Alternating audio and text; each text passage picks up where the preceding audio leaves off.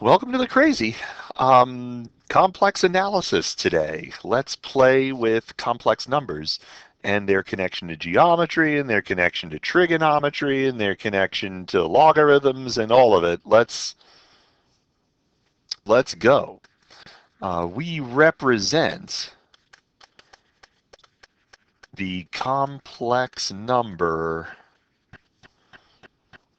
z equals a plus bi as the point a comma b in the coordinate plane. So here's the point a comma b.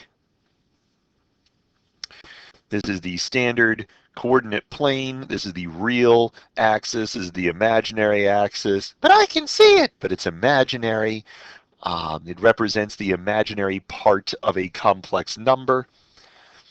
So what does this allow us to do? Well, this allows us to say, wait a second, we can draw a ray through that point, and that ray is at some angle theta with the positive real axis, and that's B, that's A, that's some distance r from the origin, r clearly for origin. What do we know? We know that r is the square root of a squared plus b squared. We know that the tangent of theta is b over a. This is all stuff you would have studied in Calc 2 when you looked at polar coordinates. Maybe you even studied it in high school. To convert the other way, if you knew an r and a theta and you wanted an a and a b, you could get that through some standard right triangle trig. This would be an excellent time for you to confirm that right triangle trig does in fact give those things. So therefore,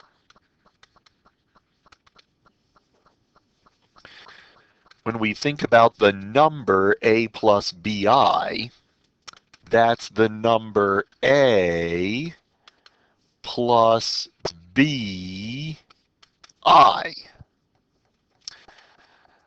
which we usually write as r times cosine theta plus I times the sine of theta. Some older textbooks write this as r cis theta. I think it's sloppy. I'm not a fan of it. I write math contest questions for areas of the country that still use that, but I do not write that way even for those contests. And when they push back on me, I tell them, you're lazy, don't do that. So, let's pretend. Let's play. That sounds better. Let's play.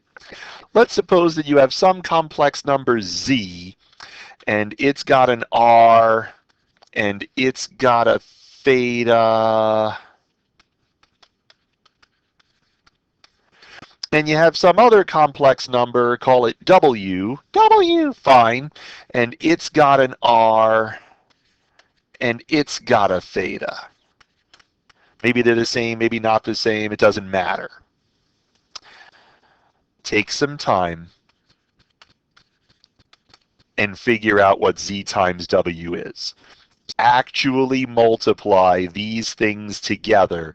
Hit the pause button, multiply these things together, see what pops up. You should be surprised. Did you actually hit the pause button? I took a sip of coffee while you hit the pause button. All right. If all went well when you hit the pause button, you figured out that z times w is r1, r2 times the cosine of theta 1 plus theta 2 plus I times the sine of theta 1 plus theta 2. Now that's telling, because this tells us something about what happens when we multiply complex numbers. So let's see, z is some number over here at some theta 1. It is some distance r1 from the origin. W is some number here. So that's w. That's z. Here's w. It's on this ray, and that's at some angle theta 2, and it's at some length r2 from the origin. So what happens when we multiply the complex number z by the complex number w? We get a number whose magnitude is r1 times r2. We get a number whose magnitude is equal to the product of those magnitudes. That makes sense. But where is it? It's on an angle that's the sum of the two thetas. It's a rotation by this and then that. So r1 times r2, whatever that is, we go that far from the origin, and then this angle is theta 1 plus theta 2. Now that's the key result. If you know that result, you know all of the stuff that is to follow. Everything that follows from this result. So it's super important that you understand why this came to be. Because if you understand why this came to be, if you multiply two complex numbers together, you get the product of their magnitudes and then cosine of the sum of their angles, I times the sine of the sum of their angles. Then how does that generalize? What if you took just the complex number z? You had some complex number z, it's some number, it's fixed, and then you raised it to the nth power.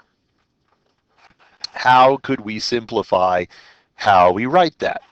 Well, that's z times z times z until there are n copies of z. So we'd have r times r times r until there are n copies of r. And we would have theta plus theta plus theta until there are n copies of theta. Theta plus theta plus theta. Oh, that is just so ugly. Okay. Okay. That is just ugly. Unacceptable. I times sine theta plus theta plus theta until there are n copies of theta. This result, this thing right here, is called de Moivre's theorem. And all it is a repeated application of that slide. That's all it is a repeated application of that slide, which is why this result matters so much. So why? Why do we care? Why? Oh, examples always go in purple. That's just wrong. Examples always go in black. Why do we care?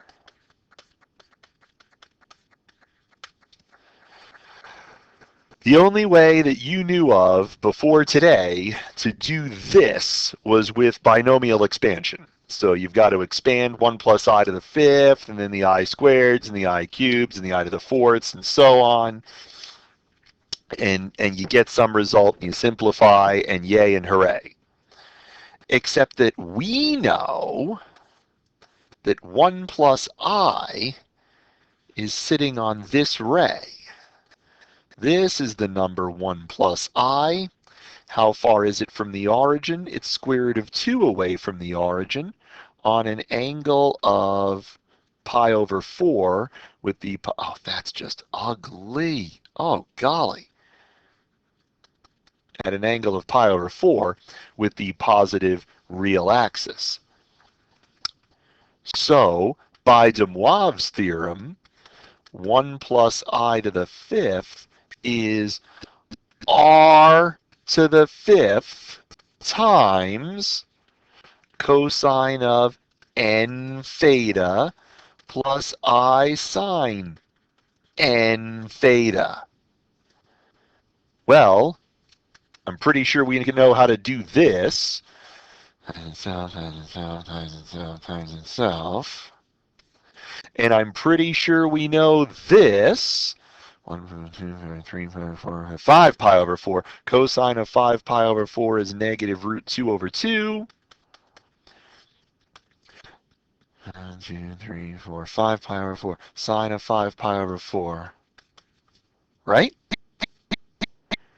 And then we can, without too much trouble at all, figure out what 1 plus I to the 5th power is.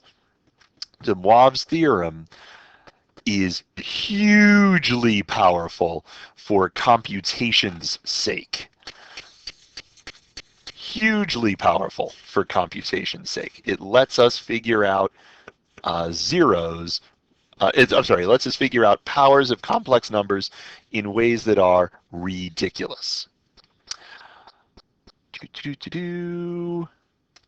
We pause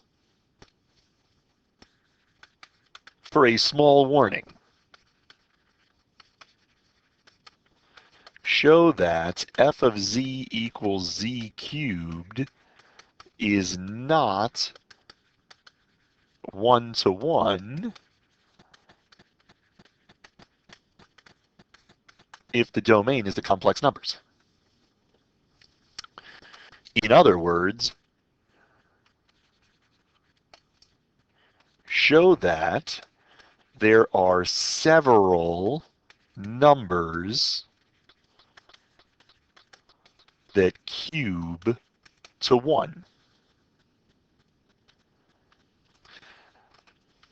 So we know that f of x equals x cubed is 1-to-1 if the domain is the real numbers. But if the domain is the complex numbers, then z cubed is not 1-to-1. And we will do that by showing that there are several numbers that cube to 1. Let's pretend that we know a number that cubes to 1. That number would have polar coordinates r and theta, and that would mean that r cubed times the cosine of 3 theta plus I times the sine of 3 theta is equal to 1. We're going to write 1 in a convenient way. We're going to write 1 as 1 plus 0I. And this means that, so how does this go? This has to be 1 because this has magnitude 1. So the R value has to be 1. And then theta. So if R is 1, then this part has to match up with this part, and this part has to match up with this part. So we need the cosine of 3 theta to be 1 at the same time that we need the sine of 3 theta to be 0. Well, if the cosine of 3 theta is 1, well, the cosine of 0 is 1, but also the cosine of 2 pi is 1, and also the cosine of 4 pi is 1. So you generate several possible thetas, right? And in each of those cases, the sine of 2 pi is 0, the sine of 4 pi is 0, so we're in good shape there. And this means, oh, we'll go gray for this. This means that these are the 3 possible thetas that generate numbers that cube to 1. So where are they? Here's the circle with radius 1. That's why we have the radius of 1. So the point where we're 1 away from the origin at theta equals 0, that's this number. This number has polar coordinates 1, 0. What does that represent? This represents the number 1 plus 0i. That's the number 1. That cubes to 1. But then you got this number over here. This number over here has polar coordinates 1, 2 pi over 3. This, whatever number is represented by this polar point, also cubes to 1. What's that number? Well, that's 1 times cosine theta plus I times sine theta, and that's negative a half plus I squared root of 3 over 2. This number cubes to 1. And then you've got this number down here at 4 pi over 3. This is the number whose polar coordinates are 1, 4 pi over 3, and this represents the number negative 1/2 minus I times square root of 3 over 2. It's a similar derivation. Each of these numbers cube to 1. This number cubes to 1, this number cubes to 1, this number cubes to 1. And so we have established that the cubing function, if the domain is the complex numbers, the cubing function is not 1 to 1. There are multiple numbers that cube to 1. We could have established that by trying to solve z to the 4th is 1. You know numbers that raised to the 4th power are 1. Go ahead, hit the pause button, write down 4 numbers whose 4th power is 1. Go.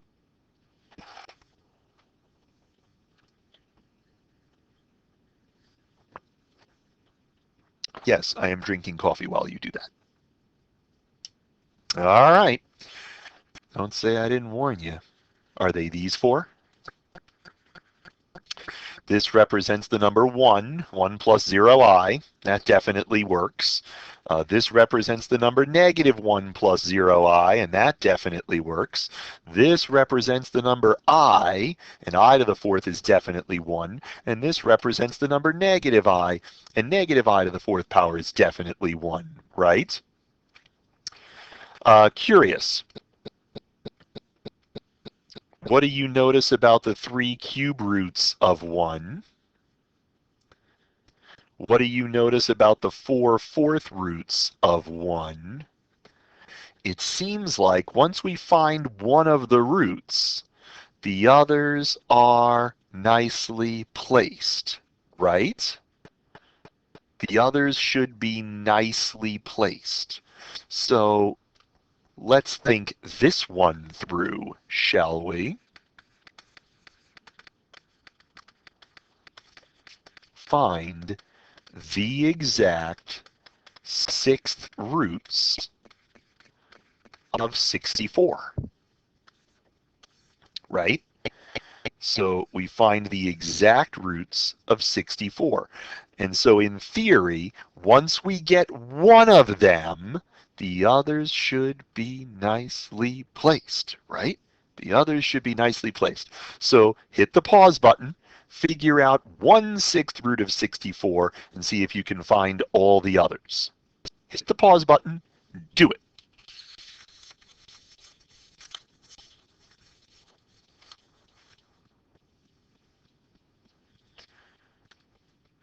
Is this one of them? I sure hope so. This represents the number 2, 2 plus 0i over 2, not up, not down. 2 plus 0i, 2 definitely to the 6th power is 64, right? And then if there are sixth roots, there are going to be 6 of them, and they are going to be evenly distributed around this circle of radius 2. So they are in these spots, all 60 degrees apart on the circle. Clearly that one's negative 2. What's this? Well, this is 2 times cosine of 60 degrees plus I times the sine of 60 degrees, and that's 1 plus I root 3, which tells us what this is. This is 1 minus I root 3. And then by symmetry, it's not very difficult to see what the others have to be. There are 6 sixth roots of 64, and we can use de Moivre's theorem to find them. I should note for you, and so I will, the sixth roots of 64 all solve this. Oh, whoa, whoa. They all solve this. So you know, because of work that you've done before, how to find the sum of the roots of a polynomial. The sum of the roots of the polynomial is the opposite of this coefficient over that coefficient.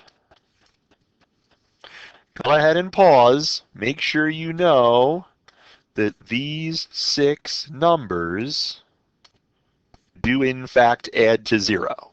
You should pause and make sure that that is in fact true. It's an interesting result. Okay, enough on this. I'm going to do one other video. Even though I didn't think I would, I'm going to do one other video, and we're going to talk about properties of exponents that do or do not work with complex numbers. Okay.